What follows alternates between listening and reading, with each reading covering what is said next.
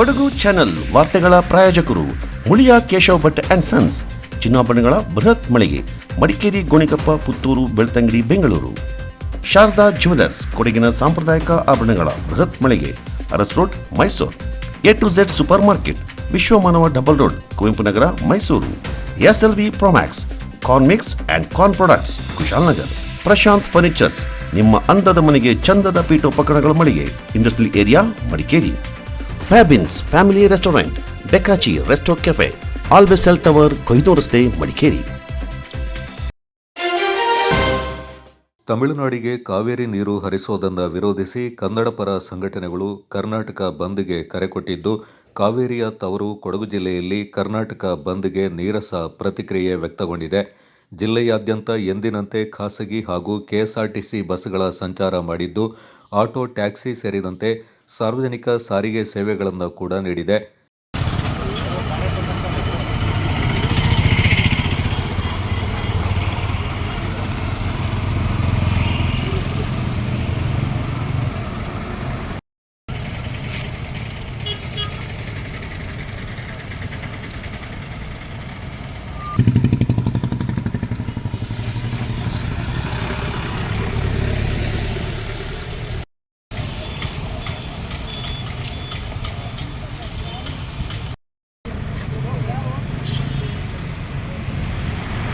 ಜಿಲ್ಲೆಯಲ್ಲಿ ಅಂಗಡಿ ಮುಂಗಟ್ಟುಗಳು ಎಂದಿನಂತೆ ತೆರೆದಿದ್ದು, ವ್ಯಾಪಾರ ವಹಿವಾಟು ಸಹಜ ರೀತಿಯಲ್ಲೇ ನಡೆಯಿತು.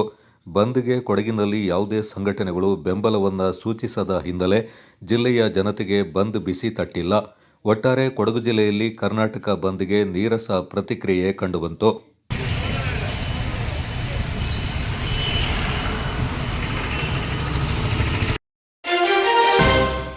ಕುಶಾಲನಗರ ಪುರಸಭೆಯ ಮುಖ್ಯಾಧಿಕಾರಿಗಳ ಕಾರ್ಯವೈಖರಿಯನ್ನು ಖಂಡಿಸಿ ಕುಶಾಲನಗರ ಬಿಜೆಪಿ ಘಟಕದ ವತಿಯಿಂದ ಪುರಸಭೆಗೆ ಮುತ್ತಿಗೆ ಹಾಕಿ ಪ್ರತಿಭಟಿಸಲಾಯಿತು. ಪುರಸಭೆಯಲ್ಲಿ ಸಾರ್ವಜನಿಕರಿಗೆ ಸೇವೆ ನೀಡುವಲ್ಲಿ ವಿಳಂಬ ಉಂಟಾಗ್ತಾ ಇದೆ. ಬೀದಿ ವ್ಯಾಪಾರಿಗಳಿಗೆ ಅಧಿಕಾರಿಗಳು ಮತ್ತು ಬೀದಿ ವ್ಯಾಪಾರಿ ಸಂಘಗಳ ಪದಾಧಿಕಾರಿಗಳು ಇತರೆ ವ್ಯಾಪಾರಿಗಳಿಗೆ ಕಿರುಕುಳ ನೀಡ್ತಾ ಇದ್ದಾರೆ. ಪ್ರತಿಭಟನಾಕಾರರ ವಿರುದ್ಧ ಪ್ರಕರಣ ದಾಖಲಿಸಿ ಅವರ ಹಕ್ಕುಗಳನ್ನು ಕಸಿದುಕೊಳ್ಳಲಾಗ್ತಾ ಇದೆ ಎಂದು ಆರೋಪಿಸಿ ಪ್ರತಿಭಟನಾಕಾರರು ಧಿಕ್ಕಾರ ಕೂಗಿ ಆಕ್ರೋಶ ವ್ಯಕ್ತಪಡಿಸಿದರು.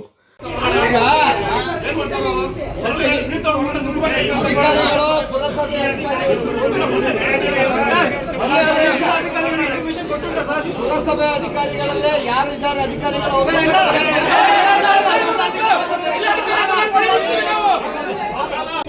ಏನಿದೆ?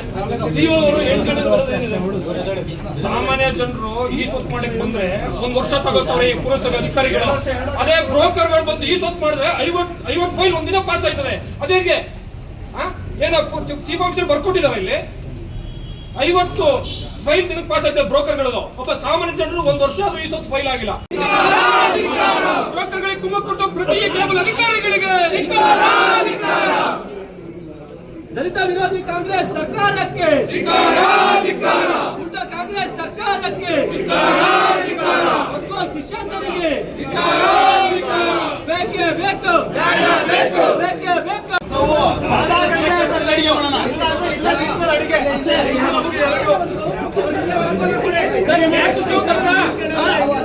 ಬರ್ಲಿಲ್ಲ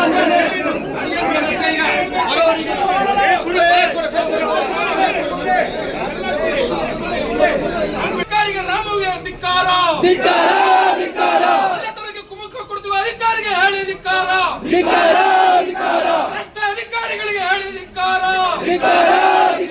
ಭ್ರಷ್ಟ ಅಧಿಕಾರಿಗೆ ಹೇಳಿ ಧಿಕ್ಕಾರ, ಭ್ರಷ್ಟ ಅಧಿಕಾರಿಗಳಿಗೆ ಹೇಳಿ ಧಿಕ್ಕಾರ. ಕುಶಾಲನಗರ ಪಟ್ಟಣ ವ್ಯಾಪ್ತಿಯಲ್ಲಿ ಅನಧಿಕೃತವಾಗಿ ನಡೀತಾ ಇರುವ ಮಾಂಸ ಮಾರಾಟ ಮಳಿಗೆಗಳನ್ನು ತೆರವುಗೊಳಿಸಬೇಕೆಂದು ಒತ್ತಾಯಿಸಲಾಯಿತು. ರಸ್ತೆ ಬದಿ ಮೀನು ಮಾರಾಟಗಾರರು ಮೀನುಗಳನ್ನು ತುಂಬಿದ ಬುಟ್ಟಿಗಳ ಸಹಿತ ಪ್ರತಿಭಟನೆಯಲ್ಲಿ ಪಾಲ್ಗೊಂಡು ತಮಗೆ ಉಂಟಾಗ್ತಾ ಇರುವ ಅನ್ಯಾಯದ ವಿರುದ್ಧ ಪ್ರತಿಭಟಿಸಿದರು. ಅಧಿಕಾರಿಗಳು ಕಾಂಗ್ರೆಸ್ ನಾಯಕರ ಕೈಗೊಂಬೆಯಾಗಿ ವರ್ತಿಸ್ತಾ ಇದ್ದಾರೆ. ಪುರಸಭೆಯೊಳಗೆ ಲಂಚಗುಳಿತನ ತಾಂಡವಾಡ್ತಾ ಇದೆ. ಹಲವು ಅಕ್ರಮಗಳಿಗೆ ಮಧ್ಯವರ್ತಿಗಳಿಗೆ ಅಧಿಕಾರಿಗಳು ಸಹಕಾರ ನೀಡ್ತಾ ಇದ್ದಾರೆ. ಬೀದಿ ಬದಿ ವ್ಯಾಪಾರಿಗಳಿಂದ ಮಾಮೂಲಿ ವಸೂಲಿ ಮಾಡಲಾಗ್ತಾ ಇದೆ ಎಂದು ಆರೋಪಿಸಿ ಅಧಿಕಾರಿಗಳು ಮತ್ತು ಸರ್ಕಾರದ ವಿರುದ್ಧ ಪ್ರತಿಭಟನಾಕಾರರು ಘೋಷಣೆಯನ್ನ ಕೂಗಿದ್ರು. ಯಾರೋ ಒಬ್ಬ ಆಗೋದಿಲ್ಲ ಅಂದ ತಕ್ಷಣ ಏಕೈಕ ಅಧಿಕಾರಿಗಳು ಅವ್ರ ಅಂಗಡಿ ನುಗ್ಸೋದು. ಮೊದಲೇ ಒಂದು ಮಿಲಿಟರಿ ಹೋಟ್ಲ ನುಗ್ಸಿದ್ದಾರೆ, ಆಯ್ತು, ಅಲ್ಲೊಂದು ಏನೋ ನೋಡಿದ್ರು ಬಂದ್ರು, ಸಡನ್ ಆಗಿ ನಮ್ಮ ಅಂಗಡಿಗೆ ಬಂದ್ರು. ಸರ್ ಕ್ರಮ ತಗೊಳ್ಳಂಗಿದ್ರೆ ಕುಶನಾಲಯ ವ್ಯಾಪ್ತಿ ಏನಿದೆ ಅಷ್ಟು ತಗೊಳ್ಳಿ. ಬಂದ್ರು ನಮ್ಮ ಅಂಗಡಿ ಬೋರ್ಡ್ ಮಾತ್ರ ತೆಗೆಸಿದ್ರು ಹೋದ್ರು. ನಾನು ಕೇಳಿದೆ ಇವ್ರ ಅಧಿಕಾರಿನ, ಸರ್ ನಿಮಗೆ ನಾವು ರೆಸ್ಪೆಕ್ಟ್ ಕೊಡ್ತೀವಿ, ನಾವು ಬೋರ್ಡ್ ಒಳಗಡೆ ಇಟ್ಕೊತೀವಿ. ನನ್ನ ಅಂಗಡಿ ಒಂದನ್ನು ಮಾತ್ರ ಯಾಕೆ ತೆಗೆಸಿದ್ರಿ ನೀವು? ತೆಗ್ಸಿ ಕೊಪ್ಪಗಿಟ್ಟಿಂದ ಮಾಡಿ ಬೈಚಳ್ಳಿ ಏನು ಕುಶನಗರ ಬಾರ್ಡರ್ ಇದೆ ಎಲ್ಲಾನು ತೆಗ್ಸಿ ಎಲ್ಲಾನು ಅಂಗಡಿ ಒಳಗೆ ಇಟ್ಕೊಂಡು ವ್ಯಾಪಾರ ಮಾಡಿ. ಏಕಾಏಕಿ 5 ಜನ ಅಧಿಕಾರಿಗಳು ಬಂದರು, HI ಬಂದರು, ನಾನು ಅವ್ರಿಗೆ ರೆಸ್ಪೆಕ್ಟ್ ಕೊಟ್ಟು ಬೋರ್ಡ್ ಒಳಗಡೆ ಇಟ್ಕೊಂಡೆ. ನಾನು ಏಕಾಏಕಿ ನಮ್ಮ ಅಂಗಡಿ ಮಾತ್ರ ದಾಳಿ ಮಾಡೋಂಥದ್ದೇನು? ನಮ್ಮನ್ನೇ ಟಾರ್ಗೆಟ್ ಮಾಡೋದಂತೇನು? ಇದೇ ರಾಮು ಅವರು ಬಂದರು, ನಾನು ಅಂಗಡಿ ನಮ್ದು ಜಾಗದಲ್ಲಿ ನಾವು ಕಟ್ಕೊಂಡಿದ್ದೀವಿ, ನಾವು ಪೇಂಟ್ ಮಾಡ್ತಾ ಇದ್ದೀವಿ. ಏಕಾಏಕಿ ಬಂದರು, ಶಿವ ಫೋನ್ ಮಾಡಿದ್ರು. ಶಿವ ಏನಂತಾರೆ, ಹೊಡೆದಕ್ಕೋ ಬೆಳಗ್ಗೆ ಬಂದು ಅಂತ. ಏನು ಅರ್ಥ? ಏನು ಇಟ್ಲ ಸರ್ಕಾರನ ಇದು? ಕೇಳಿ, ನಿಮ್ಮ ಹಿಂದೆ ನಿಂತಿದ್ದಾರೆ. ರಾತ್ರಿ 7:00 ಬಂದಂದು ನಾನು ಪೇಂಟ್ ಮಾಡುವಾಗ ಕೇಳುವಂಥದ್ದು ಏನಿದೆ ಇಲ್ಲಿ? ನನ್ನ ಜಾಗ ತಾನೇ, ನನ್ನ ಪುರಸಭೆ ಜಾಗ ಇದ್ರೆ ಹೊಡ್ಕೊಂಡು ತಗೊಳ್ಳಿ. ರಾತ್ರಿ 7:00 ನಾನು ಅಂಗಡಿಗೆ ಬಂದಿದ್ರೆ ನಾನು ಪೇಂಟ್ ಮಾಡ್ತಾ ಇದ್ದೀನಿ. ಯಾಕೆ? ನಾವು ಬಿಜೆಪಿ ಕಾರ್ಯಕರ್ತರು ಮಾಡಿದ್ರು. ಅವರೆಲ್ಲೂ ಬಡತನದಿಂದ ಬಂದಂತವ್ರು, ಯಾರು ಐಷಾರಾಮಿಗಳಲ್ಲ. ಅವ್ರಿಗೆ ಬಡತನ ಗೊತ್ತಿದ್ದವ್ರ ಜೊತೆ ಹಣ ಆದ ನಂತರ ಧಮಕಿ ಹಾಕುವಂತ ಕೆಲಸವನ್ನು ಮಾಡ್ತಿದ್ದಾರೆ ಅಂತ ಹೇಳಿದ್ರೆ ಇದನ್ನ ಸಹಿಸ್ಲಿಕ್ಕೆ ಸಾಧ್ಯ ಇಲ್ಲ. ಇದನ್ನ ಉತ್ತರ ಯಾರಿಗೆ ಕೊಡಬೇಕು ಅಂತ ಹೇಳುವಾಗ ನಮ್ಮ ಕಾರ್ಯಕರ್ತರು ಹೇಳಿದ್ರು, ಅಧಿಕಾರಿಗಳು ಹೊರವೆ. ಈ ಅಧಿಕಾರಿಗಳಿಂದ ನ್ಯಾಯ ಸಿಗುತ್ತೆ ನಮಗೆ? ಇಲ್ಲ, ನಮಗೆ ಒಂದು DC ಬರಬೇಕು, ಇಲ್ಲ ಆಡಳಿತಾಧಿಕಾರಿ AC ಅವರೇ ಬರಬೇಕು. ಬಂದ್ರೆ ಮಾತ್ರ ನ್ಯಾಯ ಸಿಗುತ್ತೆ. ಈ ಕಾರಣಕ್ಕೆ ಇವತ್ತು ಕುಶಾಲಪಟ್ಟಣದಲ್ಲಿ ರಸ್ತೆಯಲ್ಲಿ ಒಂದು ರೌಂಡ್ ಹೋಗಿ ನೋಡಿ. ನಮ್ಮ ಪೊಲೀಸ್ ಬಂಧುಗಳು ಹರಸಾಹಸ ಪಡ್ತಾರೆ ಸಂಚಾರ ಕಾಯ್ದೆಗಳನ್ನ ಒಂದು ಪಾಲನೆ ಮಾಡಲಿಕ್ಕಾಗಿ. ಅಂಗಡಿಗಳಂತ ನಿಲ್ಲಿಸ್ಕೊಳ್ತಾರೆ. ಅವನೊಬ್ಬ ಅಧ್ಯಕ್ಷ ಇದ್ದಾನೆ, ಅವನೊಬ್ಬ ಬರ್ತಾನೆ, ಯಾವ್ದಾದ್ರು ಅಂಗಡಿ ತೆಗೆದ ತಕ್ಷಣ ಬಂದು ನಿಂತ್ಕೊಳ್ತಾನೆ. ಕಾಂಗ್ರೆಸ್ ಅವ್ರ ಕೈಯಿಂದ ಬೇಡಿಕೆಗಳನ್ನು ಕೊಡಿಸ್ತಾರೆ, ಪೊಲೀಸರು ವಾಪಸ್ ಬರ್ತಾರೆ. ಇದೇ ಪುರಸಭಾ ಅಧಿಕಾರಿಗಳ ತಾಕತ್ತಿದೆಯನ್ನು ತೆಗಿಲಿಕ್ಕೆ. ನಾನು ಅಲ್ಲೂ ಬಡವರಿದ್ದಾರೆ ಪಾಪ, ಅವ್ರ ಬಗ್ಗೆ ಮಾತಾಡಬಾರ್ದು. ಆದ್ರೆ ಅವ್ರಿಗೊಂದು ನ್ಯಾಯ, ಇವ್ರಿಗೊಂದು ನ್ಯಾಯನ ಇವ್ರಿಗೂ ವ್ಯವಸ್ಥೆಯನ್ನು ಮಾಡಿಕೊಡ್ಬೇಕು. ವಾರದಲ್ಲಿ ಇಡೀ ನಾವು ನೋಡ್ತಾ ಇದ್ದೆ, ಅರಣ್ಯ ಭವನದ ಸುತ್ತಮುತ್ತಲೇ ವ್ಯಾಪಾರ ಮಾಡ್ತಾರೆ. ಜನರಿಗೆ, ಇಡೀ ನಮ್ಮ ಕುಸಾರ ಹೋಬಳಿಯ ಜನರಿಗೆ ಒಳ ಮೀನು ಎಲ್ಲಿ ಸಿಗುತ್ತೆ ಅಂತ ಕೇಳಿದ್ರೆ ಎಲ್ಲಿಂದ ಹೇಳ್ತಾರೆ? ಅರಣ್ಯ ಕಚೇರಿ ಮುಂದೆ ಅಂತ ಹೇಳ್ತಾರೆ. ಅರಣ್ಯ ಕಚೇರಿ ಒಳಗಲ್ಲ, ಹೊರಗಡೆ ಅಂತ. ಇದು ಸಾಂಪ್ರದಾಯಿಕವಾಗಿ ಬಂದಂತ ವ್ಯವಸ್ಥೆ. ಇದನ್ನ ತೆಗಿಲಿಕ್ಕೆ ಇಲ್ಲಿ ಹಿಟ್ಲರ್ಗಳು ಯಾರು ಹುಟ್ಟಿ ಬಂದಿಲ್ಲ. ಅಂತ ಹಿಟ್ಲರ್ ಬಂದ್ರೆ ಅವ್ರನ್ನ ಒದ್ದೋಡಿಸೋ ಕೆಲಸ ನಾವು ಮಾಡ್ತೇವೆ. ಬಹುಶಃ ಈ ನಿಟ್ಟಿನಲ್ಲಿ ಸರಿಯಾದ ಕ್ರಮ ತೆಗೆದುಕೊಳ್ಬೇಕು ಅಂತ ಇವತ್ತು ಹೋರಾಟವನ್ನು ಮಾಡ್ತಾ ಇದ್ದೇವೆ. ಅದು ಹಾಗೆ ಆಗುತ್ತೆ. AC ಅವರು ಬರಲಿ, ನಮ್ಮ ನಿವೇದನೆಯನ್ನು ಕೊಡ್ತೇವೆ. ಅದ್ರ ಪ್ರಕಾರ ಕ್ರಮ ಆಗದವಾದ್ರೆ ಈ ಒಂದು ಕಚೇರಿಗೆ ಬೀಗ ಹಾಕುವಂತ ಕೆಲಸವನ್ನು BJP ಮಾಡುತ್ತೆ. BJP ಯಾವತ್ತು ಜನಪರ ಹೋರಾಟವನ್ನು ಮಾಡ್ತೇವೆ. ಇದ್ರಲ್ಲಿ ರಾಜಕೀಯ ನಾವು ಮಾಡ್ತಾ ಇಲ್ಲ. ನಿನ್ನೆ ಈ ನ್ಯಾಯವನ್ನ ಬಂದಂತ ಕಾಂಗ್ರೆಸ್ ದೂರಿ ನೀರು ಕೊಟ್ಟಿದ್ರೆ ನಾವು ಇವತ್ತು ಈ ಬಂದು ಬಾಗಿಲು ನಿಲ್ಲುವಂತ ಅವಶ್ಯಕತೆ ಇರಲಿಲ್ಲ. ನಿನ್ನೆ ಅವರು ಆ ಕೆಲಸವನ್ನು ಮಾಡಬೇಕಾಗಿತ್ತು. ಈ ಒಬ್ಬ ವ್ಯಕ್ತಿಯ ಒಂದು ಆದೇಶದ ಮೇರೆಗೆ ಒಬ್ಬ ವ್ಯಕ್ತಿಯನ್ನು ಓಲೈಸುವ ಕಾರಣಕ್ಕೆ, ಒಂದು ವರ್ಗವನ್ನು ಓಲೈಸುವ ಕಾರಣಕ್ಕೆ ಇಷ್ಟು ಬಡವರನ್ನು ಹೊರಗಾಕುವಂತ ಕೆಲಸ ಮಾಡಲ್ಲ. ಅದನ್ನ ಪ್ರಶ್ನೆ ಮಾಡಲಿಕ್ಕೆ ನಾವು ಮಾತ್ರ ಬಂದಿದ್ದೇವೆ. ಮುಂದಿನ ದಿವಸಗಳಲ್ಲಿ ಈ ಹೋರಾಟ ತೀವ್ರ ಆಗುತ್ತೆ. AC ಬಂದ ನಂತರ ನಾವು ಬಾಕಿ ವಿಷಯಗಳನ್ನು ಮಾತಾಡ್ತೇವೆ. ಇದರಲ್ಲಿ ಏನ್ ಮಾಡೋದು ಸರ್? ಅಲ್ಲಿ ಬೇಡ ಇಲ್ಲಿ ಬೇಡ ಅಂತ ಎಲ್ಲೂ ಹೋಗ್ಬೇಕು. ಆರಂಗಿಲ್ಲೇ ಹುಟ್ಟಿದ್ದು ಬೆಳೆದಿದ್ದು ನಾವು ಸುಮಾರು 50 ನಮ್ಮ ತಂದೆ ಕಾಲದಿಂದ ಇದ್ದೀವಿ. ಸುಮಾರು ಅಷ್ಟು ವರ್ಷದಿಂದ ಇದ್ದೀವಿ. ಯಾರು ಹೇಳುತ್ತಿಲ್ಲ. ಈ ಕಾಂಗ್ರೆಸ್ ಪಕ್ಷ ಬಂದ ತಕ್ಷಣ ಹಿಂಗೆ ಆಗುತ್ತಲ್ಲ, ಯಾಕೆ ಸರ್? ನಾವು ಊಟ ಮಾಡಬಾರ್ದಾ? ನಾವು ಮಕ್ಕಳು ಅದು ಅದನ್ನು ಸಾಕಬಾರ್ದಾ? ಏನು ಮಾಡ್ತೀವಿ? ಇಂಥ ನೀವು ಇಷ್ಟು ಜೀವನ ಎಷ್ಟು ಮಾಡಬೇಕು ಸರ್? ನಾವು ಸಾವಿರಾಗಟ್ಟಲೆ ದುಡಿತೀವ, ಇಲ್ಲ ಒಂದು 500-600 ದುಡಿತೀವಿ ಅಷ್ಟೇ. ತೊಗೊಂಡು ಬೆಳಗಾನ ಮನೆ ವ್ಯಾಪಾರ ಮಾಡಲ್ಲ. ಬೆಳಿಗ್ಗೆ ಒಂದು 9 ಗಂಟೆ ಬಂದರೆ 11 ಗಂಟೆ 12 ಗಂಟೆ ಲಾಸ್ಟ್. ಅಲ್ಲಿ ಹೋದ್ರೆ ಮತ್ತೆ ಬೆಳಿಗ್ಗೆ ಬರ್ತೀವಿ ಅಷ್ಟೇ. ಅದು ಬಿಟ್ಟರೆ ಇನ್ನೂ ಏನಿಲ್ಲ. ಅದನ್ನು ಸರ್ ಒಂದು ಅಂಗಡಿಗೆ 100 ರೂಪಾಯಿಗೆ 5-10 ಜನ ಬರ್ತೀವಿ ಸರ್. ಕೇಳ್ತಾರೆ ಕೊಡ್ತಿದ್ವಿ. ಅವತ್ತು ಮೀನು ಕಮ್ಮಿ ಇತ್ತು ಸರ್.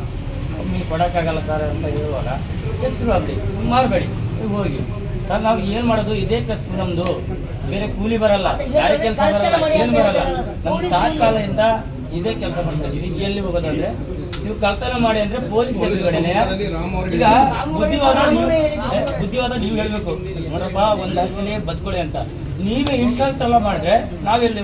ಸ್ಥಳಕ್ಕೆ ಜಿಲ್ಲಾಧಿಕಾರಿಗಳು ಆಗಮಿಸುವಂತೆ ಪಟ್ಟು ಹಿಡಿಯಲಾಯಿತು. ಸ್ಥಳಕ್ಕೆ ಆಗಮಿಸಿದ ಆಡಳಿತಾಧಿಕಾರಿ ನಿತಿನ್ ಚಕ್ಕಿ ಅವರಲ್ಲಿ ಪುರಸಭೆ ಅಧಿಕಾರಿಗಳಿಂದ ತಮಗೆ ಉಂಟಾಗಿರುವ ಅನ್ಯಾಯದ ವಿರುದ್ಧ ಬೆಸ್ತ ಸಮುದಾಯದ ದಿನೇಶ್, ಅವಿನಾಶ್ ಮತ್ತು ಉದ್ಯಮಿ KD ಪ್ರಶಾಂತ್ ಆರೋಪ ವ್ಯಕ್ತಪಡಿಸಿದರು. ನಮ್ಮ ಬೆಸ್ತ ಏನಿದ್ರೆ ನಮ್ಮ ಆರಂಗಿ ಇನ್ನಿನ ಮೀನುಗಾರಿಕೆ ಮಾಡಿಕೊಂಡು ಬೆಳಿಗ್ಗೆ ಒಂದು 9 ಗಂಟೆಗೆ ಬಂದು 11-12 ಗಂಟೆವರೆಗೆ ರಸ್ತೆ ಬದಲಿ ಮಾರಾಟ ಮಾಡಿ ವಾಪಸ್ ಹೋಗೋದು. ನಿನ್ನೆ ಪುರಸಭೆಯ ಕೆಲವು ಅಧಿಕಾರಿಗಳು ಯಾರೋ ಒಬ್ಬ ಅಂಗಡಿ ಮಳಿಗೆಯನ್ನು ಅನಧಿಕೃತ ತಗೊಂಡು ವ್ಯಾಪಾರ ಮಾಡುವಂಥ ಯಾರೋ ಒಬ್ಬ ವ್ಯಕ್ತಿಯ ಹೇಳಿಕೆ ಮೇರೆಗೆ ಇವರು ಅವರೆಲ್ಲ ಅಂಗಡಿಗಳನ್ನು ಅಲ್ಲಿ ಒಕ್ಕಲೆಬ್ಬಿಸುವಂಥ ಕೆಲಸವನ್ನು ಮಾಡಿದ್ದಾರೆ. ಇವರೆಲ್ಲ ಈ ಕೂಡಮಂಗ್ಳೂರು ಗ್ರಾಮ ಪಂಚಾಯತ್ ಸಂಬಂಧಪಟ್ಟು ನಮ್ಮ ಭಾಸ್ಕರ್ ನಾಯ್ಕ ನಮ್ಮಲ್ಲಿ ಮಾಜಿ ಅಧ್ಯಕ್ಷರಿದ್ದಾರೆ. ಅವ್ರ ಹತ್ರ ಹೇಳಿದಾಗ ಅವ್ರು ನ್ಯಾಯ ಕೇಳಲಿಕ್ಕೆ ಬಂದಾಗ ಉಡಾಫೆ ಉತ್ತರಗಳನ್ನು ಕೊಟ್ಟಿರಲಿಲ್ಲ ಅಧಿಕಾರಿಗಳು. ಆಗ ಎಲ್ಲಿ ಮಾರಬೇಕು ಅಂತ ಕೇಳುವಾಗ ಅವರು ಹೋಗಿ ಕಳ್ತನ ಮಾಡಿ ಅಂತೇಳಿ ಒಂದು ಅಸಡ್ಡೆಯ ಮಾತನ್ನು ಸಹ ಆಡಿದ್ದಾರೆ. ಆಗ ಇವರೇನು ಮಾಡಿದ್ದಾರೆ ಅಂತೇಳಿ ಒಂದು ಪ್ರಜಾಪ್ರಭುತ್ವ ವ್ಯವಸ್ಥೆಯಲ್ಲಿ ಪ್ರತಿಭಟನೆ ಮಾಡಲಿಕ್ಕೆ ಎಲ್ಲರಿಗೂ ಹಕ್ಕಿದೆ. ಒಂದು 5 ನಿಮಿಷ ಈ ಮೀನನ್ನು ಅಲ್ಲಿ ಇಟ್ಟು ವ್ಯಾಪಾರ ಮಾಡತಕ್ಕಂಥ ಒಂದು ಇಲ್ಲೇ ಮಾಡಬೇಕಾ ನಾವು ಅಂತದ್ದು ಮಾಡಿದ್ದಾರೆ. ತತ್ಕ್ಷಣಕ್ಕೆ ಇವ್ರು ಚೇಲಗಳೆಲ್ಲ ಕರೆಸಿ ಇವರೆಲ್ಲ ಓಡಿಸುವಂಥ ಕೆಲಸವನ್ನು ಮಾಡಿ ಒಂದು ಸುಳ್ಳು ಮೊಕದ್ದಮೆಯನ್ನು ಅಧಿಕಾರಿ ಕೊಟ್ಟು ಆ ಅಧಿಕಾರಿ ಇಲ್ಲಿ ಇರಲೇ ಇಲ್ಲ, ಯಾರು ಹೇಳಿದ ಹೇಳಿಕೆಯನ್ನು ಇಟ್ಕೊಂಡು ಆ ಒಂದು ಸುಳ್ಳು ಮೊಕದ್ದಮೆಯನ್ನು ಕೊಟ್ಟು ಇವತ್ತು ಅವ್ರ ಮೇಲೆ ಕೇಸನ್ನು ಮಾಡೋದು ಮಾಡಿದ್ದಾರೆ. ಮೊದಲಿಗೆ ಆ ಕೇಸನ್ನು ವಾಪಸ್ ತೆಗೆಸುವಂಥ ಕೆಲಸ ಆಗಿದೆ. ಜೊತೆಗೆ ಈ ಬೆಸ್ತರಿದ್ದಾರೆ ನೋಡಿ ಸರ್, ಇವ್ರ ಮುಖ ನೋಡಿ, ಇವರೇನು ವ್ಯಾಪಾರ ಮಾಡಿ ದುಡ್ಡು ಮಾಡಿ ಕೋಟಿಗಟ್ಟಲೆ ಮನೆಯನ್ನು ಕಟ್ಟಿಲ್ಲ. ಇವರು ಹೇಗೆ ಜೀವನ ಮಾಡ್ತಿದ್ದಾರೆ ಅಂತ ಹೋಗಿ ಆರಂಗಿ ಹಿಂದಿನಲ್ಲಿ ಹೋಗಿ ನೋಡ್ಬೇಕು ಪಾಪ. ಇವ್ರನ್ನ ವ್ಯಾಪಾರವೇ ಮೂಲ ಕಸುಬು ಅವ್ರದ್ದು ಬೆಸ್ತರದು, ಅದನ್ನು ಹಿಡಿಯುವಂಥದ್ದು ಮಾರುವಂಥದ್ದು, ಅದರಲ್ಲಿ ದಿವಸವನ್ನು ಕಳೆಯುವಂಥದ್ದು ಕೆಲಸವನ್ನು ಮಾಡ್ತಾ ಇದ್ದಾರೆ. ಇವ್ರಿಗೆ ಎಲ್ಲಿ ಇವರು ಅಕಾಮಿಡೇಷನ್ ಮಾಡ್ತಾರೆ? ನಾವು ನೋಡಿದಾಗೆ ನಾವೆಲ್ಲರೂ ಒಳ್ಳೆ ಮೀನು ಬೇಕು ಅಂತ ಕೇಳುವಾಗ ಇಷ್ಟು ಜನರಲ್ಲಿ ಒಳ್ಳೆ ಮೀನು ಎಲ್ಲಪ್ಪ ಸಿಗುತ್ತೆ? ಅರಣ್ಯ ಸುತ್ತಮುತ್ತ ಸಿಗುತ್ತದೆ. ಇದು ಬಹಳ ವರ್ಷಗಳಿಂದ ನಮ್ಮ ಎಲ್ಲ ಇಲಾಖೆಯವರು ನೋಡುವಂಥದ್ದು. ಅಲ್ಲಿಂದ ಎಬ್ಸಿದ್ರೆ ಹೇಗೆ? ಸರಿ ಬಿಡಿ, ಪಟ್ಟಣ ಪಂಚಾಯತ್ ಬೆಳೆದಿದೆ, ಪುರಸಭೆ ಆಗಿದೆ, ಓಡಾಡಲಿಕ್ಕೆ ಕಷ್ಟ ಆಗುತ್ತೆ, ಸರಿ. ಎಲ್ರಿಗೂ ಅಕಾಮಿಡೇಟ್ ಮಾಡಿ ಕೊಟ್ಟಿದ್ದಾರೆ. ಯಾರು ಹೋರಾಟ ಮಾಡ್ತಾರೆ, ಯಾರು ದುಡ್ಡು ಕೊಡ್ತಾರೆ, ಅವ್ರಿಗೆ ಗಾಡಿ ಇಡಕ್ಕೆ ಅಥವಾ ಬೇರೆ ಬೇರೆ ವ್ಯಾಪಾರ ನನ್ನ ಹೆಸರು ಹೇಳಲ್ಲ, ಯಾಕೆ ಅಲ್ಲೂ ಬಡವರು ಇದ್ದಾರೆ ಪಾಪ, ಅವ್ರಿಗೆ ತೊಂದರೆ ಆಗೋದು ಬೇಡ. ಅವರಿಗೆಲ್ಲ ಆಯಾಕಟ್ಟು ಜಾಗದಲ್ಲಿ ಎಲ್ಲಿ ವ್ಯಾಪಾರ ಜಾಸ್ತಿ ಆಗುತ್ತೋ ಆ ಜಾಗದಲ್ಲಿ ಹಾಕ್ಲಿಕ್ಕೆ ಅವಕಾಶ ಕೊಟ್ಟಿದ್ದಾರೆ. ಇವ್ರನ್ನ ಕಡೆಗಣಿಸಿ ಇವ್ರು ಯಾರು ಕೇಳಲ್ವ ಅಂತಾರ ಅಥವಾ ಇವರು ಓಟು ತಪ್ಪ ನಿಮಗೆಲ್ಲ ಆರಂಗಿಲ್ಲ ಆಗ್ತಿದ್ದಾರೆ ಪುಣ್ಯಕ್ಕೆ. ನಮಗೂ ಗೊತ್ತಿಲ್ಲ, ನಾವು ಓಟುಗೋಸ್ಕರ ಬಂದಿಲ್ಲ, ಬಡವರು ಅಂತೇಳಿ ಬಂದಿದ್ದೀವಿ ಪಾಪ. ಆಗ ಇವರು ಈ ದೇಶದ ಮತದಾರಲ್ವ, ಇವರೊಂದು ಕಾಯಕಲ್ಪ ಮಾಡ್ಬೇಕಾರೆ, ಇವ್ರೊಂದು ಕೊಡ್ಬೇಕಲ್ಲ. ಅಧಿಕಾರಿ ವರ್ಗ ಈ ಕೆಲಸ ಪಾಪ AC ಅವರು ನೀವು ಈ ಕೆಲಸಕ್ಕೋಸ್ಕರ ಅಲ್ಲಿಂದ ಬರಬೇಕಾ? ಜಿಲ್ಲಾಡಳಿತದವರು ಇವರೇ ಮಾಡಬೇಕಾದ ಕೆಲಸ ತಾನೇ ಇವರು. ಇದನ್ನ ಮಾಡೋದ ಕಾರಣಕ್ಕೆ ನಾವು ಪ್ರತಿಭಟನೆ ಮಾಡಿದ್ದೀವಿ ಸರ್. ಅದ್ರ ಜೊತೆಗೆ ನಮ್ಮ ಅಷ್ಟೊಂದು ನಿವೇದನೆಗಳಿದೆ. ಈ ಕಟ್ಟಡದ ಕಾಮಗಾರಿ ನಾವು ವೀಕ್ಷಣೆ ಮಾಡಬೇಕು, ಕಳಪಾಗಿರುವಂಥದ್ದು. ಇದರ ಒಳಗೆ ಕೆಲವು ಅಧಿಕಾರಿಗಳು ಎಲ್ಲರೂ ತನಿಖೆ ಮಾಡೋ ಜವಾಬ್ದಾರಿ ನಿಮಗಿದೆ, ಬಿಟ್ಟು ನಾವು ಮಾಡ್ತೀವಿ. ಬಹುಶಃ ಇದೇ ರೀತಿ ಹೋದ್ರೆ ನಾವು ಪುರಸಭೆ ಖುಷಿ ಪಟ್ವಿ. ಕುಶಾಲನಗರ ಇವತ್ತು ಬೆಳೆದಿದೆ, ಒಂದು ಒಳ್ಳೆ ವಾತಾವರಣ ನಿರ್ಮಾಣ ಮಾಡಿ ಪುರಸಭೆ ಆಡಳಿತದ ವ್ಯವಸ್ಥೆಗಳು ಆಗುತ್ತೆ ಅಂತ ನಾವು ಅಂದ್ಕೊಂಡ್ವಿ. ಆದ್ರೆ ಇವತ್ತು ಸುಳ್ಳಾಗ್ತಾ ಇದೆ. ಇದು ವಸೂಲಿತ ಕೇಂದ್ರ ಅಂತೇಳಿ ಇಡೀ ಜನವಲಯ ಮಾತಾಡ್ತಿದೆ. ಇದನ್ನ ನಾನು ನನ್ನ ಹತ್ರ ಯಾರು ಕೇಳಿಲ್ಲ, ಆದರೆ ಜನವಲಯ ಮಾತಾಡುವಂಥದ್ದು ವಸೂಲಾತಿ ಕೇಂದ್ರ ಆಗ್ತಾ ಇದೆ. ಬ್ರೋಕರ್ಗಳ ಹಾವಳಿ ಇಲ್ಲಾಗಿದೆ. ಇವತ್ತು ನಮ್ಮ ಮುಂದೆ ಹೇಳ್ಬಾರ್ದು, ಆದ್ರೂ ಹೇಳ್ತಾನೆ. ಇವತ್ತು ಸರ್ಕಾರ ಬದಲಾದಾಗ ಮಾನಸಿಕತೆ ಬದಲಾಗಿದೆ ಇಲ್ಲಿ ಆಡಳಿತ ಅಧಿಕಾರಿಗಳದ್ದು. ಏನು ಮಾಡಿದ್ರು ನಡೀತೆ ಅಂತಾಗಿದೆ. ಅದಕ್ಕೆ ಕುಮ್ಮ ಕೊಡ್ತಾರೆ, ಜನರು ಅವ್ರ ಜೊತೆಗಿದ್ದಾರೆ. ಹಾಗಾಗಿ ತಾವು ಅಧಿಕಾರಿ ಇರುವ ಕಾರಣಕ್ಕೆ ಸರ್ ಇದನ್ನೆಲ್ಲವರು ಪರಿಶೀಲನೆ ಮಾಡಿ ಅವ್ರ ಮೇಲೆ ಕ್ರಮ ಕೈಗೊಳ್ಳುವುದು ನಮ್ಮ ಆಗ್ರಹ.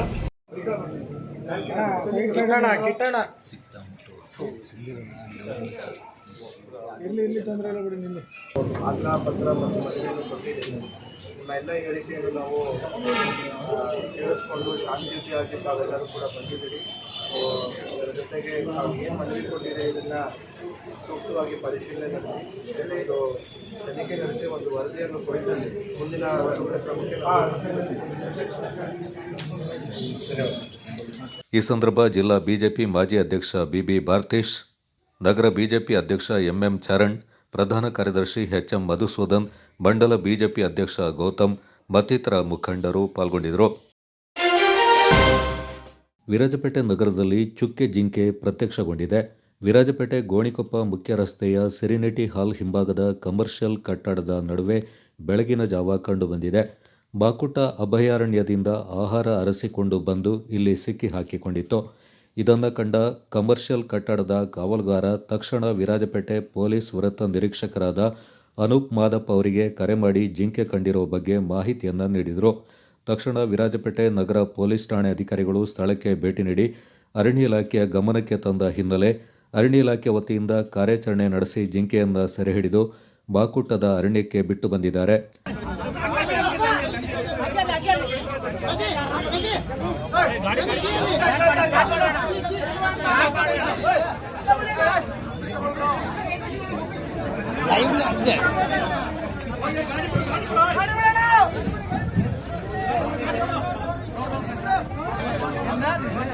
ಪ್ರತಿ ಗಾಡಿ ತೆಗಿಯೋ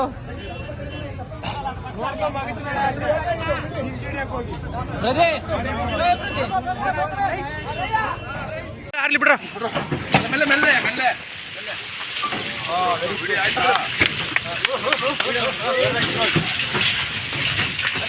ವಿನುತಾ ಚೌಹಾಣ್, ಉಪ ಅರಣ್ಯ ಸಂರಕ್ಷಣಾಧಿಕಾರಿಗಳು, ವಿರಾಜಪೇಟೆ ವಿಭಾಗ, ತಹಸೀನ್ ಭಾನು ದಾವಡಿ, ಸಹಾಯಕ ಅರಣ್ಯ ಸಂರಕ್ಷಣಾಧಿಕಾರಿಗಳು, ವಿರಾಜಪೇಟೆ ಉಪವಿಭಾಗ ಇವರ ಮಾರ್ಗದರ್ಶನದಲ್ಲಿ ಶಿವರಾಮ್ ಕೆವಿ, ವಿರಾಜಪೇಟೆ ವಲಯ ಅವರು ನಾಯಕತ್ವ ವಹಿಸಿ ರಾಘವ ಪಿಜೆ, ಶ್ರೀನಿವಾಸ್, ಲೋಕೇಶ್ ಉಪವಲಯ ಅರಣ್ಯಾಧಿಕಾರಿಗಳೊಂದಿಗೆ ನಂದೀಶ್ ಎಎಸ್, ಗಸ್ತು ಅರಣ್ಯಪಾಲಕ ಮತ್ತು RRT ಸಿಬ್ಬಂದಿಗಳು ಹಾಗೂ ETF ಆನೆ ಕಾರ್ಯಪಡೆ ವಿರಾಜಪೇಟೆ ವಿಭಾಗದವರು ಚುಕ್ಕೆ ಜಿಂಕೆ ಸಂರಕ್ಷಣಾ ಕಾರ್ಯಾಚರಣೆಯಲ್ಲಿ ಭಾಗಿಯಾಗಿದ್ದಾರೆ. ಅನೈತಿಕ ಸಂಬಂಧ ಹಿನ್ನೆಲೆಯಲ್ಲಿ 4 ವರ್ಷ ಪ್ರಾಯದ ಮಗುವನ್ನು ಕಗ್ಗೊಲೆ ಮಾಡಿರುವ ಘಟನೆ ವಿರಾಜಪೇಟೆಯ ಚಿಕ್ಕಪೇಟೆಯ ಲೈನ್ ಮನೆಯಲ್ಲಿ ನಡೆದಿದೆ. ನಾದಿನಿ ಸುಚಿತ್ರಾ ಅವರ ಚರಣ್ ಎಂಬ ಬಾಲಕನನ್ನ ಕೈಯಿಂದ ಹೊಡೆದು ಕೊಲೆ ಮಾಡಲಾಗಿದ್ದು, ಕಳೆದ 2 ತಿಂಗಳಿನಿಂದ ಪತ್ನಿ ಮತ್ತು ಆಕೆಯ ಸಹೋದರಿ ಮಗುವಿನ ಜೊತೆಗೆ ಒಂದೇ ಮನೆಯಲ್ಲಿ ವಾಸ ಮಾಡಿಕೊಂಡಿದ್ರು ಅಂತ ತಿಳಿದುಬಂದಿದೆ. ನಾದಿನಿಯ ಮೇಲೆ ಬಲಾತ್ಕಾರ ಮತ್ತು ಮಗುವಿನ ಕೊಲೆ ಪ್ರಕರಣದಲ್ಲಿ ಪ್ರತಾಪ್ನ ವಿರುದ್ಧ ವಿರಾಜಪೇಟೆ ನಗರ ಪೊಲೀಸರು ಪ್ರಕರಣ ದಾಖಲು ಮಾಡಿದ್ದು, ಆರೋಪಿ ಪ್ರತಾಪ್ನನ್ನು ಬಂಧಿಸಿ ಮುಂದಿನ ಕ್ರಮವನ್ನು ಕೈಗೊಂಡಿದ್ದಾರೆ. ಘಟನಾ ಸ್ಥಳಕ್ಕೆ ಪೊಲೀಸ್ ವರಿಷ್ಠಾಧಿಕಾರಿ ಬಿಂದುಮಣಿ, ಪೊಲೀಸ್ ವೃತ್ತ ನಿರೀಕ್ಷಕ ಅನೂಪ್ ಮಾದಪ್ಪ, ಗ್ರಾಮಾಂತರ ಠಾಣೆ ಅಧಿಕಾರಿ ಜಯನ್ ಲತಾ, ನಗರ ಠಾಣೆಯ ಕಾವೇರಪ್ಪ ಸೇರಿದಂತೆ ಅನೇಕ ಪೊಲೀಸರು ಆಗಮಿಸಿದ್ರು. ವಿರಾಜಪೇಟೆ ನಗರ ಪೊಲೀಸ್ ಠಾಣೆ ವ್ಯಾಪ್ತಿಯಲ್ಲಿ ಚಿಕ್ಕಪೇಟೆ ಜಾಗ ಇರುವಂತಹ ಲೈನ್ ಮನೆಯಲ್ಲಿ ಒಂದು 4 ವರ್ಷದ ಮಗುವಿನ ಡೆತ್ ಆಗಿದೆ ಎನ್ನುವ ಇಂಟಿಮೇಷನ್ ನಮಗೆ ಬರ್ತದೆ. ಅದಕ್ಕೆ ಸಂಬಂಧಪಟ್ಟಂತೆ ಅಲ್ಲಿಯೇ ಆ ಲೈನ್ ಮನೆಯಲ್ಲೇ ವಾಸವಿರುವಂತಹ ಒಬ್ಬ ಆರೋಪಿ ಪ್ರತಾಪ್ ಅನ್ನೋನು ಮಾಡಿರ್ತಾನೆ ಎಂಬ ನಮಗೆ ಮಾಹಿತಿ ಬಂದ ಮೇರೆಗೆ ವಿರಾಜಪೇಟೆ ನಗರ ಪೊಲೀಸ್ ಠಾಣೆಯಲ್ಲಿ ಒಂದು FIR ನಾವು ದಾಖಲು ಮಾಡಿದ್ವಿ. ಇದಕ್ಕೆ ಸಂಬಂಧಪಟ್ಟಂತೆ ವೈದ್ಯಕೀಯ ಪರೀಕ್ಷೆ ಹಾಗೆ ಇದು ಆರೋಪಿನ ದಸ್ತಗಿರಿ ಮಾಡುವಂತಹ ಒಂದು ಪ್ರೊಸೀಜರ್ ನಾವಿನ್ನು ಮಾಡ್ತಿದ್ದೀವಿ. ಮುಂದೆ ಏನೇನು ಕ್ರಮ ತಗೊಳ್ತೀವಿ ಅನ್ನೋದನ್ನು ಪ್ರೊಸೀಜರ್ ಮಾಡಾದ್ಮೇಲೆ ನಿಮಗೆ ತಿಳಿಸ್ಕೊಡ್ತೀವಿ. ನಮಗೆ ಅಟ್ ಪ್ರೆಸೆಂಟು ಒಂದು FIR ದಾಖಲಾಗಿದೆ. ವೈದ್ಯಕೀಯ ಪರೀಕ್ಷೆ ಹಾಗೂ ದಸ್ತಗಿರಿ ಮಾಡುವಂತಹ ಒಂದು ಪ್ರೊಸೀಜರ್ ಏನಿದೆ ಅದನ್ನು ನಾವಿನ್ನು ಮಾಡ್ತಾ ಇದ್ದೀವಿ. ಯಾವ ಕಾರಣಕ್ಕೆ ನಡೆದಿದೆ ಅಂತ ಗೊತ್ತಿಲ್ಲ. ಎಲ್ಲರೂ ಒಂದೇ ಕುಟುಂಬದವರು ಆಗಿದ್ದರು ಅಂತ ಇಲ್ಲಿ ನೀಡಿದಂತಹ ಕಂಪ್ಲೇಂಟ್ ಹಾಗೂ ಆರೋಪಿ ಒಂದೇ ಕುಟುಂಬದವರು. ಅವರ ಮಧ್ಯೆ ಒಂದು ಅನೈತಿಕ ಸಂಬಂಧ ಇತ್ತು. ಅದಕ್ಕೆ ಸಂಬಂಧಪಟ್ಟಂತೆ ಜಗಳ ಆಯಿತು. ಆ ಒಂದು ಜಗಳದಲ್ಲಿ ಮಗುವಿಗೆ ಗಾಯ ಆಗಿ ಮಗು ಸಾವನ್ನಪ್ಪಿದೆ ಅನ್ನುವ ಮಾಹಿತಿ ನಮಗೆ ಪ್ರಥಮವಾಗಿ ಸಿಕ್ಕಿರುವಂಥದ್ದು. ಯಾವಾಗ ನಡೆದ ಘಟನೆ? ಯಾವಾಗ ನಡೆದಿದ್ದು? ಇದು ನಮಗೆ 12ನೇ ತಾರೀಕು ಬೆಳಿಗ್ಗೆ ಗೊತ್ತಾಗುತ್ತೆ. ಬೆಳಗಿನ ಜಾವ ನಡೆದಿರಬಹುದು ಅನ್ನೋದು ನಮಗೆ ಬಂದಂಥ ಮಾಹಿತಿ.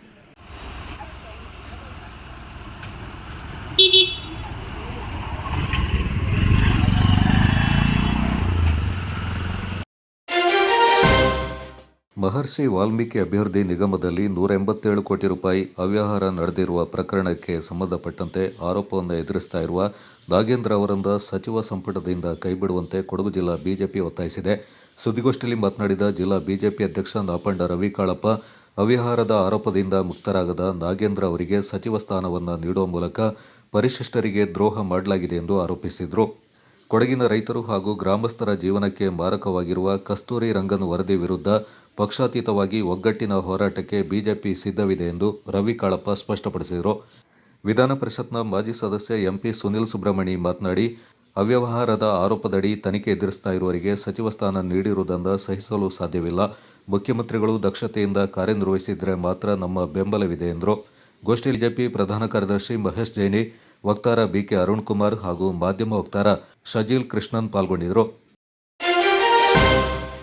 ತಮಿಳುನಾಡಿಗೆ ಕಾವೇರಿ ನೀರು ಹರಿಸುವುದನ್ನು ವಿರೋಧಿಸಿ ಕನ್ನಡಪರ ಸಂಘಟನೆಗಳು ಕರೆ ನೀಡಿರುವ ಕರ್ನಾಟಕ ಬಂದ್ಗೆ ಕೊಡಗು ಬಾರ್ ಅಸೋಸಿಯೇಷನ್ ಸಂಪೂರ್ಣ ಬೆಂಬಲ ಘೋಷಿಸಿದೆ. ಮಡಿಕೇರಿಯಲ್ಲಿ ಕೋರ್ಟ್ ಕಲಾಪಗಳನ್ನು ಬಹಿಷ್ಕಾರ ಮಾಡಿದ ವಕೀಲರು ನ್ಯಾಯಾಲಯದ ಆವರಣದಲ್ಲಿ ಪ್ರತಿಭಟನೆ ನಡೆಸಿ ರಾಜ್ಯ ಸರ್ಕಾರದ ವಿರುದ್ಧ ಆಕ್ರೋಶ ವ್ಯಕ್ತಪಡಿಸಿದರು.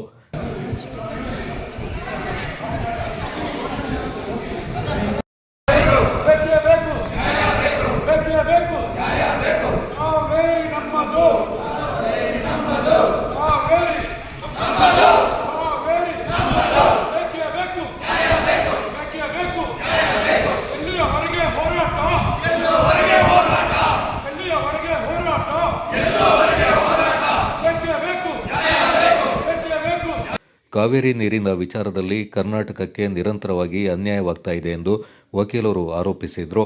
ರಾಜ್ಯದ ಹಲವು ಭಾಗಗಳಲ್ಲೇ ನೀರಿನ ಸಮಸ್ಯೆ ಎದುರಾಗಿರುವಾಗ ತಮಿಳುನಾಡಿಗೆ ನೀರು ಹರಿಸುವುದು ಸರಿಯಲ್ಲ. ನಮಗೆ ನೀರಿನ ಕೊರತೆ ಎದುರಾಗಿರುವ ಸಂದರ್ಭದಲ್ಲಿ ತಮಿಳುನಾಡಿಗೆ ನೀರು ಹೇಗೆ ನೀಡಲು ಸಾಧ್ಯ ಎಂಬ ಪ್ರಶ್ನೆಯಿಂದ ಸರ್ಕಾರ ಹಾಗೂ ಕಾವೇರಿ ನೀರು ನಿರ್ವಹಣಾ ಸಮಿತಿ ಅರ್ಥ ಮಾಡಿಕೊಳ್ಳಬೇಕೆಂದು ಒತ್ತಾಯಿಸಿದರು.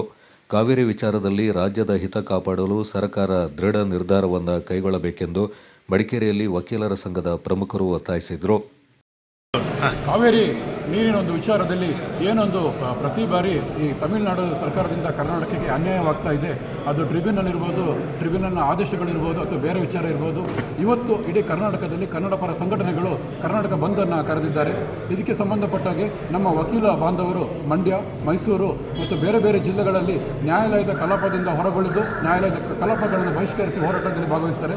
ಹಾಗೆ ಇವತ್ತು ನಾವು ಮಡಿಕೇರಿ ವಕೀಲರ ಸಂಘದ ಸರ್ವ ಸದಸ್ಯರು ಈ ಒಂದು ಕಾವೇರಿ ಹೋರಾಟದಲ್ಲಿ ಭಾಗಿಯಾಗಿ ನಮ್ಮ ಇವತ್ತಿನ ಎಲ್ಲ ನ್ಯಾಯಾಲಯದ ಕಲಾಪಗಳನ್ನು ಬಹಿಷ್ಕರಿಸಿ ಈ ಹೋರಾಟದೊಂದಿಗೆ ನಾವು ಕೈ ಜೋಡಿಸ್ತಾ ಇದ್ದೀವಿ. ಹಾಗೆ ಈ ಕಾವೇರಿ ಹೋರಾಟ ಸಕ್ಸಸ್ ಆಗಲಿ ಅಂತ ಹೇಳುವಂಥದ್ದು ನಮ್ಮ ಮಡಿಕೇರಿ ವಕೀಲರ ಸಂಘದ ಆಶಯ. Thank you.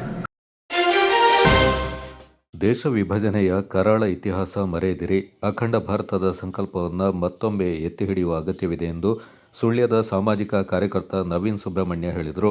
ಹಿಂದೂ ಜಾಗರಣ ವೇದಿಕೆ ವಿರಾಜಪೇಟೆ ಘಟಕದ ವತಿಯಿಂದ ಮಹಿಳಾ ಸಮಾಜದಲ್ಲಿ ಹಮ್ಮಿಕೊಳ್ಳಲಾಗಿದ್ದ ಅಖಂಡ ಭಾರತ ಸಂಕಲ್ಪ ದಿನದ ಅಂಗವಾಗಿ ನಡೆದ ಸಭಾ ಕಾರ್ಯಕ್ರಮದಲ್ಲಿ ದೇಶದ ಇತಿಹಾಸ ಮತ್ತು ಸಾಂಸ್ಕೃತಿಕ ಪ್ರಜ್ಞೆಯ ಕುರಿತು ಮಾತನಾಡಿದ ಅವರು, ದೇಶ ವಿಭಜನೆಯ ಕರಾಳ ಇತಿಹಾಸವನ್ನು ವಿವರಿಸಿ ನೂರಾರು ವರ್ಷಗಳಿಂದ ಪರಕೀಯರ ದಾಳಿಗೆ ತುತ್ತಾಗಿ ಛಿದ್ರಗೊಂಡ ಭವ್ಯ ಭಾರತವನ್ನು ಮತ್ತೆ ಜೋಡಿಸುವ ಚಿಂತನೆ ಪ್ರತಿಯೊಬ್ಬರಲ್ಲೂ ಮೂಡಬೇಕೆಂದು ಕರೆ ನೀಡಿದರು.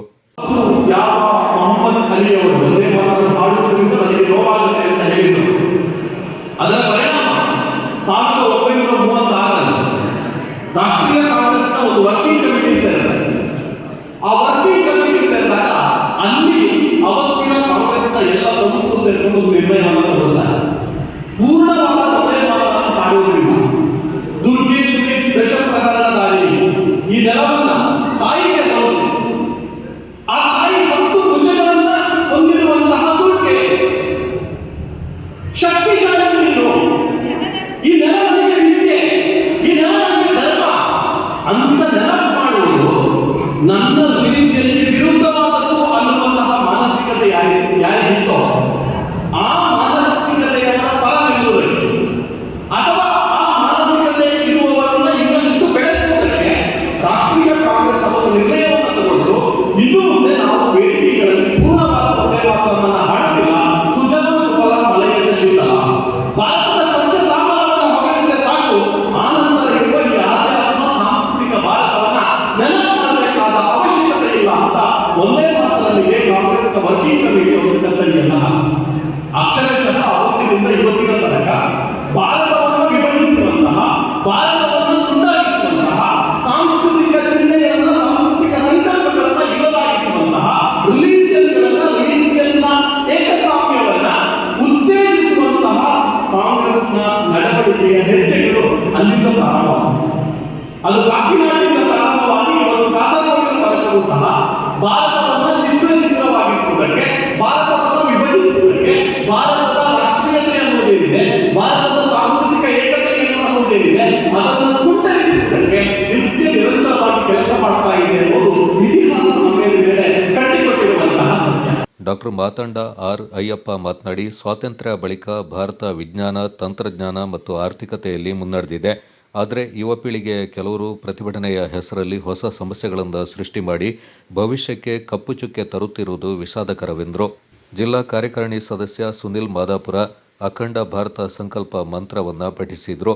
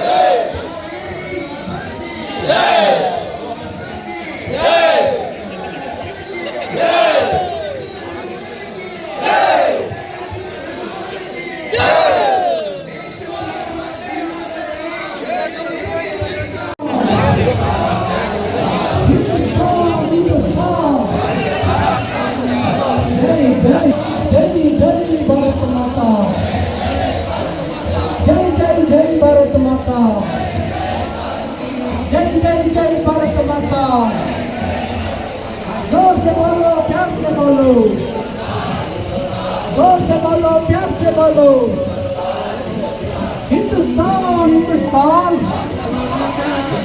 हिंदुस्तान हिंदुस्तान बोलो श्री राम के अयोध्यापति श्री रामचंद्र के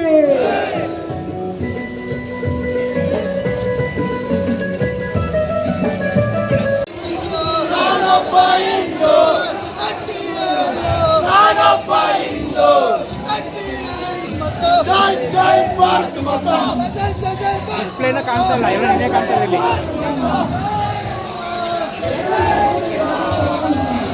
ಏನು ಬರ್ತಾ ಗೌಡ್ರೆ, ನಿಮ್ಮ ಕೈಲಿ ಕೋಡೆ ಮಾತು ಕೊಟ್ಟಿದ್ದಾರೆ.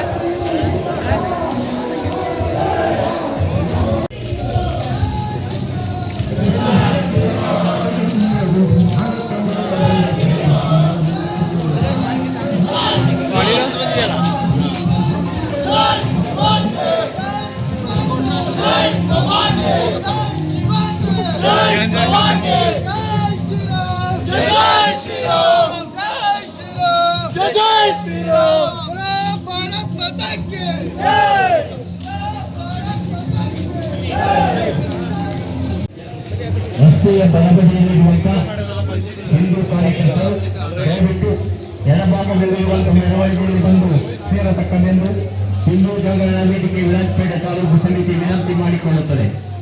ದಯವಿಟ್ಟು ರಸ್ತೆಯ ಬಲಭಾಗದಲ್ಲಿರುವಂತಹ ಮೆರವಣಿಗೆಯಲ್ಲಿ ಭಾಗವಹಿಸಲು ತಯಾರಾಗಿರುವಂತಹ प्यार से बोलो हिंदुस्तान हिंदुस्तान हिंदुस्तान हिंदू का हिंदुस्तान हिंदुस्तान नई भारत माता की बोलो भारत माता की अखंड भारत प्रजा संकल्प यात्रा की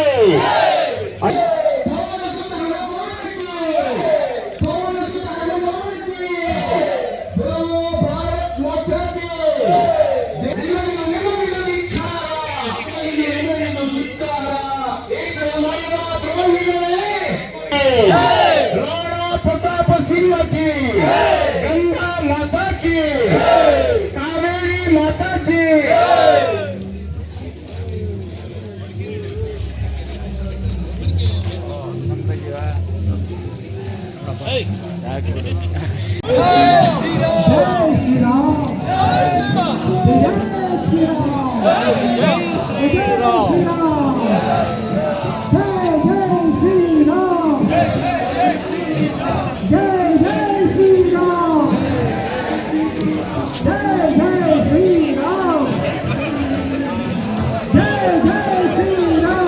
ಪಾಪ ಭಗತ್, ನೀನೇ ಕಾಣ್ತಾ ಇರೋದು ಎಲ್ಲದಲ್ಲಿ.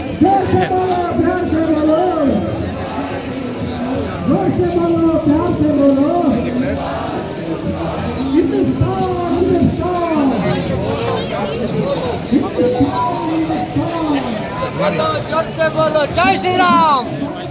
ಕಾರ್ಯಕ್ರಮದಲ್ಲಿ ಜಿಲ್ಲಾ ಸಂಯೋಜಕ ಯೋಗೇಶ್ ಬಿಟ್ಟಂಗಾಲ, ತಾಲೂಕು ಸಂಯೋಜಕ ಬಿಬಿ ಸಜೀವ ಮತ್ತಿತರ ಪ್ರಮುಖರು ಪಾಲ್ಗೊಂಡಿದ್ದರು. ಜೀವನದಿ ಕಾವೇರಿಯ ಉಗಮಸ್ಥಾನ ತಲಕಾವೇರಿ ಭಾಗದ ತ್ರಿವೇಣಿ ಸಂಗಮದ ಭಾಗಮಂಡಲ ಕ್ಷೇತ್ರದಲ್ಲಿ ಬಾತೆ ಕಾವೇರಿಗೆ ಬಾಗಿನ ಅರ್ಪಿಸುವ ಪುಲಿಂಕಾನ ಉತ್ಸವ ಶ್ರದ್ಧಾಭಕ್ತಿಯಿಂದ ಜರುಗಿತು.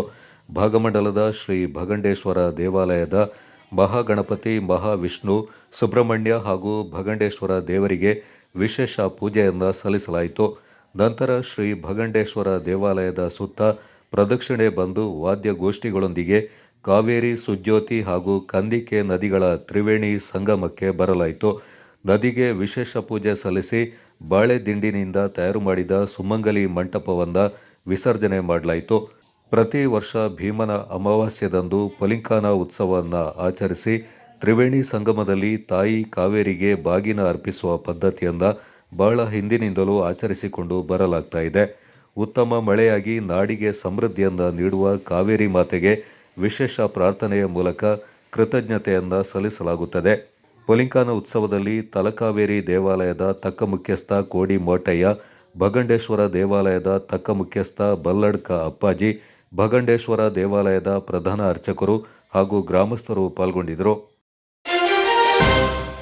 ಕೊಡವ ಮಕ್ಕಳಕೂಟದ 126ನೇ ಪುಸ್ತಕ ಹಿರಿಯ ಪತ್ರಕರ್ತ ಎಂ ಶ್ರೀಧರ್ ಹೂವಲ್ಲಿ ರಚಿತ ಕಥಾಂಜಲಿ ಪುಸ್ತಕ ಬಿಡುಗಡೆ ಸಮಾರಂಭ ಆಗಸ್ಟ್ 16ರಂದು ಮಡಿಕೇರಿಯಲ್ಲಿ ನಡೆಯಲಿದೆ. ಕೊಡವ ಮಕ್ಕಳಕೂಟದ ಅಧ್ಯಕ್ಷ ಬೊಳ್ಳಜಿರ ಬಿ ಅಯ್ಯಪ್ಪ ಅವರ ಅಧ್ಯಕ್ಷತೆಯಲ್ಲಿ ನಗರದ ಪತ್ರಿಕಾ ಭವನದಲ್ಲಿ ಬೆಳಿಗ್ಗೆ 10 ಗಂಟೆಗೆ ನಡೆಯುವ ಕಾರ್ಯಕ್ರಮದಲ್ಲಿ ಮಾಜಿ ಸಚಿವರಾದ ಅಡಗೂರು ಎಚ್ ವಿಶ್ವನಾಥ್ ಅವರು ಕಥಾಂಜಲಿ ಪುಸ್ತಕವನ್ನು ಬಿಡುಗಡೆ ಮಾಡಲಿದ್ದಾರೆ. ಮುಖ್ಯ ಅತಿಥಿಗಳಾಗಿ ಕೊಡಗು ಜಿಲ್ಲಾ ಕನ್ನಡ ಸಾಹಿತ್ಯ ಪರಿಷತ್ನ ಅಧ್ಯಕ್ಷರಾದ ಎಂಪಿ ಕೇಶವ ಕಾಮತ್, ಸಮಾಜ ಸೇವಕರಾದ ಕೆಎಂ ಗಣೇಶ್, ಆಯಲಪಂಡ ಪುಷ್ಪ ಪೂಣಚ್ಚ, ದಮಯಂತಿ ಪೊನ್ನಪ್ಪ ಹಾಗೂ ಕಥಾಂಜಲಿ ಪುಸ್ತಕದ ಬರಹಗಾರ ಎಂ ಶ್ರೀಧರ್ ಹೂವಲ್ಲಿ ಅವರು ಹಾಜರಿರುತ್ತಾರೆ. ಕಥಾಂಜಲಿ ಎಂ ಶ್ರೀಧರ್ ಹೂವಲ್ಲಿ ಅವರು ರಚನೆ ಮಾಡಿರುವ 2ನೇ ಕೃತಿಯಾಗಿದ್ದು, ಇದರಲ್ಲಿ ಒಟ್ಟು 11 ಕಥೆಗಳಿವೆ. ಸಾಮಾಜಿಕ ಮತ್ತು ಸಾಂಸಾರಿಕ ಕಥಾವಸ್ತು ಅಡಕಗೊಂಡಿದೆ.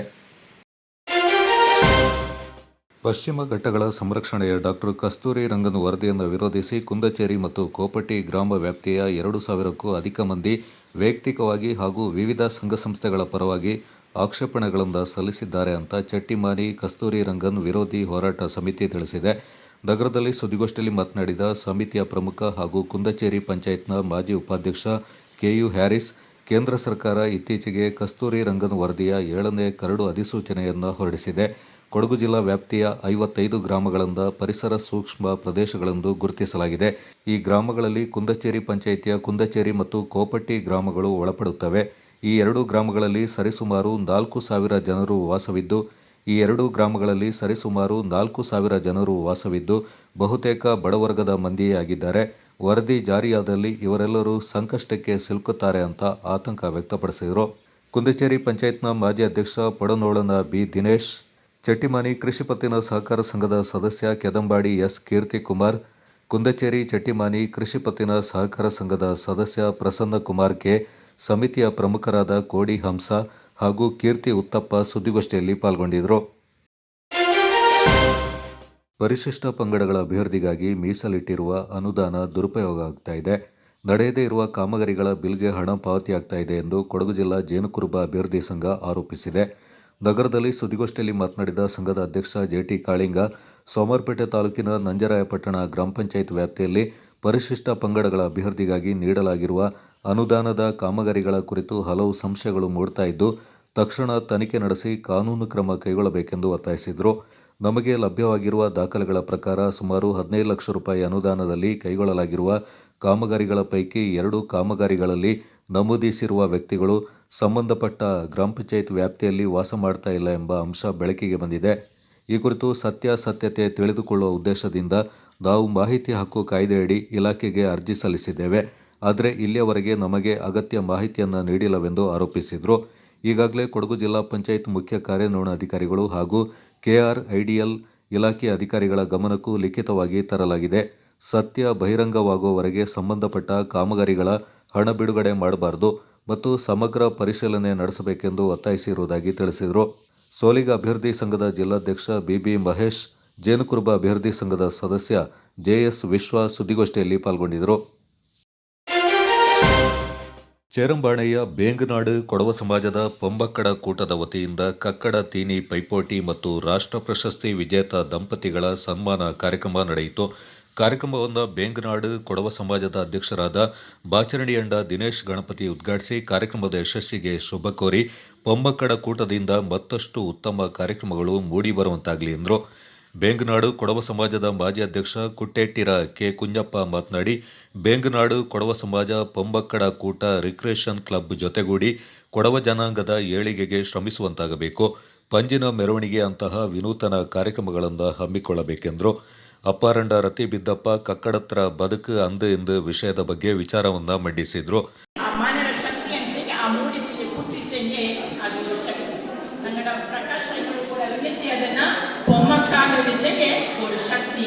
ಮನೆಯ ಶಕ್ತಿ ಅದಲು ನಂಗಡ ಕೊಡವ ಜನಾಂಗದಲ್ಲಿ ಕೊಡವಡಾಲಿ ಅನ್ನಕ್ಕೆ ಪೊಮ್ಮಕ್ಕೂ ಭಾರಿ ಗೌರವವನ್ನು ಕೊಡ್ಪ ಅದು ಬೇರೆ ಜನಾಂಗದಲ್ಲೂ ನಂಗೆ ಇಚ್ಚ ಗೌರವವನ್ನು ಪೊಮ್ಮಕ್ಕ ಕೊಡ್ಬೋದು ನನ್ನ ಕಾಮದ ಅಜ್ಜಿಗೆ ಕೊಡ ಇಂಜಾಯ್ಕ ಪೊಮ್ಮಕ್ಕಡ ಕೂಟದಿಂದ ತೀನಿನವೇ ಮಾಡಿ ನೋಡಿರ ಬೇರೆ ನಾವು ಖುಷಿ ಅಂತ ಕೊಡಗಲು ಸುಮಾರು ಎಲ್ಲ ನಾಡ್ಲು ಪೊಮ್ಮಕ್ಕಡ ಕೂಟ ಅದೊಂದು ಮಾಡಿ ಸುಮಾರು ಕಾರ್ಯಕ್ರಮ ಆಯ್ದುಂಡು ಅಂದರೆ ನಿಂಗಡ ದಿವಸ ಮಿಂಜಕ್ಕೆ ತುಂಬ ಕಾರ್ಯಕ್ರಮ ಆಡು ಕೊಣ್ಣನೆಲ್ಲ ಕೂಡಿ ಕಾರ್ಯಕ್ರಮ ಮಾಡಿ ಇದನ್ನ ಎಂತ ಮನುಷ್ಯಂಗೆ ಈಗ ನೋಡ್ತಾನೆಗೆ ನಿಂಗೆ ತೀರ್ಣವೆ ಮಾಡಿದ್ದೋಡಿರ ನಾಳೆ ಆಟ ಪಾಠ ಇದ್ದೀನಿಪ್ಪ ನಂಗಡ ಕೊಡವಣ ಕಲ್ಚರ್ ನಂಗಡ ಬಂದಿದೆ ನಿಲ್ಲೊಮ್ಮ ತಾಯೇ ಬಂದಿದೆ ನಿಲ್ಲೊಮ್ಮ. ಚಲನಚಿತ್ರ ರಂಗದಲ್ಲಿ ರಾಷ್ಟ್ರ ಪ್ರಶಸ್ತಿಯಿಂದ ಪಡ್ಕೊಂಡ ಚಿತ್ರ ನಿರ್ಮಾಪಕ ನಿರ್ದೇಶಕ ದಂಪತಿ ಕೊಟ್ಟುಕತ್ತೀರ ಪ್ರಕಾಶ್ ಕಾರ್ಯಪ್ಪ ಮತ್ತು ಕೊಟ್ಟುಕತ್ತೀರ ಯಶೋಧ ಪ್ರಕಾಶ್ ಅವರನ್ನು ಸನ್ಮಾನಿಸಲಾಯಿತು. ಕಾರ್ಯಕ್ರಮದ ಅಧ್ಯಕ್ಷತೆ ವಹಿಸಿದ್ದ ಬೇಂಗನಾಡು ಕೊಡವ ಸಮಾಜದ ಪೊಮ್ಮಕ್ಕಡ ಕೂಟದ ಅಧ್ಯಕ್ಷೆ ಬಡ್ಡೀರ ನಳಿನಿ ಮಾತನಾಡಿ, ಕಕ್ಕಡ ತೀನಿ ಎನ್ನುವುದು ಕೇವಲ ಆಹಾರ ಪದ್ಧತಿ ಮಾತ್ರವಲ್ಲ, ಕೊಡವ ಜನಾಂಗದ ಸಂಸ್ಕೃತಿಯ ಒಂದು ಭಾಗವಾಗಿದೆ ಎಂದರು. ಕಾರ್ಯಕ್ರಮದಲ್ಲಿ ಕೊಡವ ಸಮಾಜದ ಮತ್ತು ಪೊಮ್ಮಕ್ಕಡ ಕೂಟದ ಪದಾಧಿಕಾರಿಗಳು ಹಾಗೂ ಸದಸ್ಯರು ಪಾಲ್ಗೊಂಡಿದ್ದರು. Kodagu channel news Duggala Sadananda Napoklu.